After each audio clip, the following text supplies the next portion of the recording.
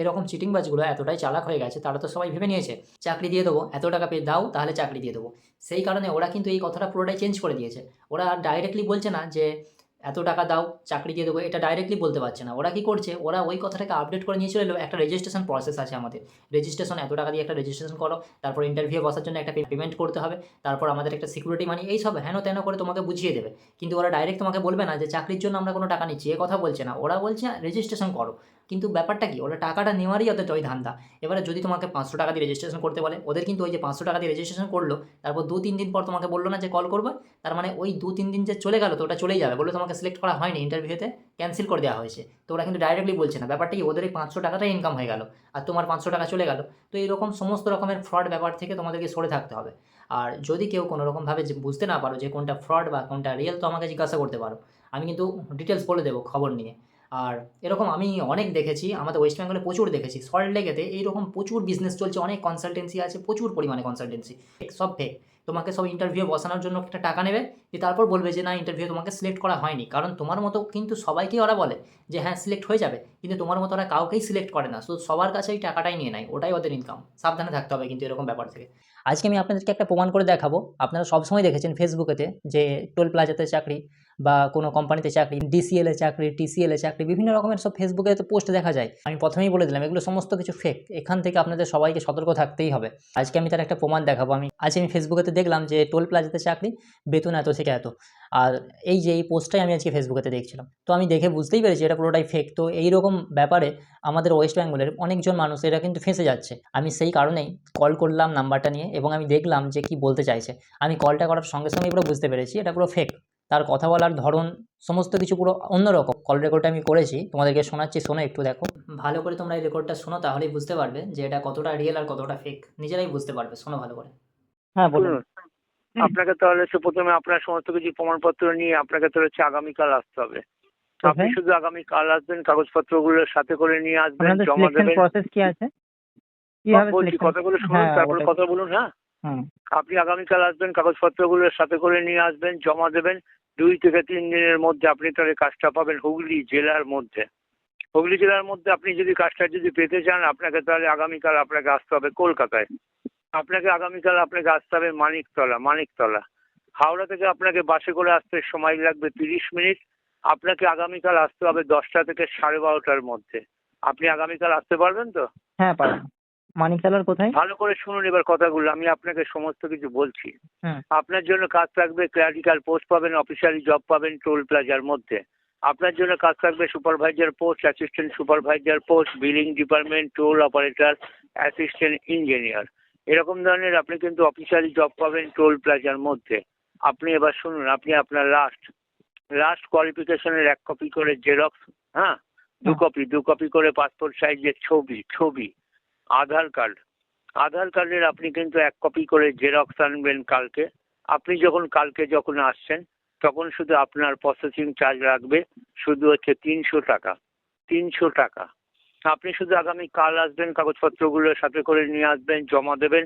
2 থেকে 3 দিনের মধ্যে আপনি তাহলে কাজটা পাবেন হুগলি হচ্ছে জেলার মধ্যে। আপনার কিন্তু হচ্ছে বেতন শুরু হবে 18,200 থেকে শুরু হবে। লাস্ট পর্যন্ত আপনি কিন্তু বেতন পাবেন 28,200। ভালো করে শুনে রাখুন, 8 ঘন্টা। 8 ঘন্টা করে আপনি কিন্তু ডিউটি পাবেন, সকালবেলা 10টা থেকে বিকালবেলা 6টা পর্যন্ত, বুঝেছেন? 8 ঘন্টা করে আপনি কিন্তু ডিউটি পাবেন, পিএফ পাবেন, ইএসআই পাবেন, বোনাস পাবেন, আপনার চেয়ে সমস্ত রকমের সুযোগ সুবিধা পাবেন। আর একটা কথা মাথায় রাখবেন আপনি, হ্যাঁ, রবিবার দিনকে আপনি কিন্তু ছুটি পাবেন, শনিবার দিনকে আপনি কিন্তু হাফ ডে পাবেন, প্লাস সরকারি যে সমস্ত ছুটি আছে আপনি কিন্তু সমস্ত ছুটি পাবেন।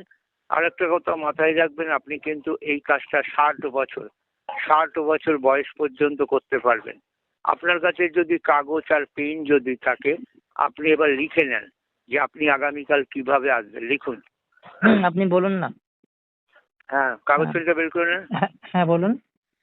আপনাকে লিখুন, আগামীকাল লিখুন 10টা থেকে লিখুন 12টা। হুম। 12টার মধ্যে আপনাকে আসতে হবে, লিখে রাখুন হাওড়া। হাওড়া থেকে আপনাকে বাসে করে নামবে, লিখে রাখুন মানিকতলা। হাওড়া থেকে আপনাকে বাসে করে আসতে সময় লাগবে, লিখে রাখুন 30 মিনিটের মতো, 30 মিনিট। হুম। আপনি আরেকটা কথা লিখে রাখুন, হাওড়া টু শিয়ালদা যে কোনো বাসে উঠবেন কালকে, হাওড়া টু শিয়ালদা, ঠিক আছে। হাওড়া টু শিয়ালদা, বুঝেছেন? কত নম্বর বাস ওগুলো? 40? আচ্ছা, একটা বাসের নম্বর আপনি একটু লিখে রাখুন, 219 পেয়ে যাবেন, 219, ঠিক আছে। 219 পাবেন। আর না হলে লিখে রাখুন হাওড়া টু শিয়ালদা যে কোনো বাস। হ্যাঁ, 2 ঠিক মিনিট আছে। পর পর বাস আসছে। হাওড়া থেকে দেখবেন 2 মিনিট পর পর শিয়ালদার দিকে শিয়ালদার দিকে বাস আসছে। হ্যাঁ আপনি হাওড়া থেকে আপনি আগামীকাল বাসে করে নামবেন মানিকতলা, মানিকতলা নেমে সামনে দেখবেন মারোয়ারি বাগান, মারোয়ারি বাগানের সামনে পৌঁছে কল করবেন আগামীকাল।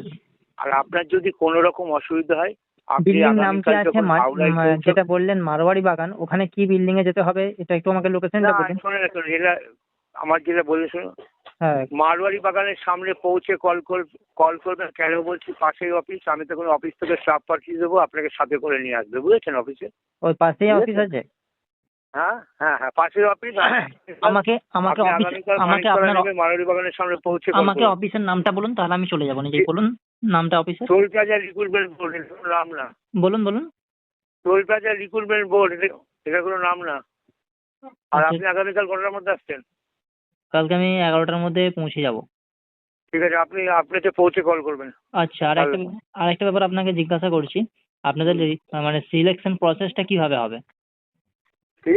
সিলেকশন প্রসেস কিভাবে আছে? ঠিক আছে, আমি তো আপনাকে বলে দিলাম, আপনি আগামীকাল আসবেন, কাগজপত্র সাথে না, করে না, নিয়ে আসবেন। অফিসে সেটা একটা না। নর্মাল ইন্টারভিউ হবে কালকে মানে যেটুকুনো হওয়ার অফিসে হয়ে যাবে নর্মাল ইন্টারভিউ। ওখান থেকে আপনি একটা 300 টাকা জমা দেবেন, কাগজপত্রগুলো সমস্ত কিছু জমা দেবেন। ওখান থেকে আপনি একটা ফর্ম পাবেন, ভালো করে শুনুন কথাগুলো। হ্যাঁ, আপনি বলছেন ওখান না থেকে তো। একটা ফর্ম বলুন। পাবেন, প্লাস আপনি যখন 300 টাকা জমা করছেন, ওখান থেকে আপনি একটা 300 টাকা রিসিভ মানি পাবেন, বুঝেছেন? হুম। আপনি আগামীকাল 10টা থেকে 12:30টার মধ্যে পৌঁছে দিয়ে কল করুন। তারপরের প্রসেসটা কি আছে? হ্যাঁ, তারপরের প্রসেসটা কি আছে? নেক্সট তারপরে প্রসেস? প্রসেস কি আছে? কতবার বলবো এক কথা আপনাকে? আরে বাবা, আপনি তো সেটা বলছেন না। রেজিস্ট্রেশনের পর কি হবে সেটা তো আপনি বলছেন না, আর যে কি কিছু নেই, আর কিছু নেই। যে রেজিস্ট্রেশনটা হয়ে গেলে জয়েনিং হয়ে যাবে? আপনি আমাকে বিকালবেলা 5টার পরে কল করুন। আচ্ছা। সবাইকে কিন্তু সতর্ক থাকতে হবে। এরা আপনাকে পুরো ঠিকঠাকভাবেই জিজ্ঞাসা করবে। ফার্স্টে জিজ্ঞাসা করবে আপনার কোয়ালিফিকেশন কি, আপনার বাড়ি কোথায়। আপনি আপনার বাড়ি যেখানে বলবেন, তারা ঠিক সেইভাবেই ফাঁদ পেতে আপনাকে বলবে যে আপনার বাড়ি থেকে কিছুটা দূরে। মানে আমি বললাম যে আমার বাড়ি হুগলি ডিস্ট্রিক্ট।